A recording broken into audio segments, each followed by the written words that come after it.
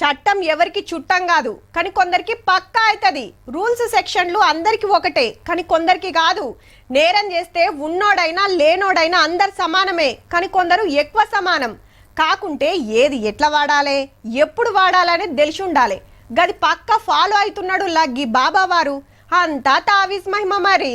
సెక్షన్లు రూల్స్ ఎట్లా వాడుకోవాలనో డేరా బాబాకు తెలిసినంత తోపు వకీల్ సాబ్లకు కూడా తెలియకుండొచ్చు పో. అవు మరి మళ్ళొకపారి పేరోల్ మీద జైలుకెళ్ళి బయటకు వచ్చాడు. 30 రోజులు బిందాజీగా. 9 ఏళ్ల కిందట 20 ఏళ్ళు జైలు శిక్ష పడితే 16 మాటల పేరోల్ సంపాదించినట్టే చూడండిగా. ఆశ్రమానికి జైలుకు అత్తగారింటికి అమ్మగారింటికి తిరిగినట్టే ఉన్నదనుకో రాదుండ్రే. 400 రోజులకు మీదనే బయట ఉన్నాడు శిక్ష పడ్డా కూడా. ఇంతకు బాబా వారి ఘన చరిత్ర తెలుసు కదా. అసలు పేరు గుర్మిత్ రామ్ రహీం సింగ్. హర్యానా రాష్ట్రంలో పేద ఆశ్రమం పెట్టి ఖతర్నాక్ పర్ఫార్మెన్స్ చూపిస్తే లక్షల మంది భక్తులు తయారయ్యారు. ఆటలు పాటలు ఏషాలు ఒక రేంజ్లు ఉండేది. వచ్చిన పబ్లిసిటీ చాలదని సినిమాలు కూడా తీసిండు. అయితే ఇద్దరు ఆడోళ్ళను బల్మి చేసిన కేసు అయితే వాజివేనని తేలింది 9 ఏళ్ల కిందట.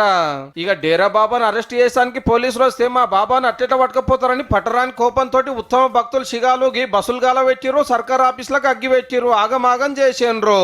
అటుకెళ్లి పోలీసులు తుపాకులు సూటి పెడితే కొందరు పానాలే పోయినాయి.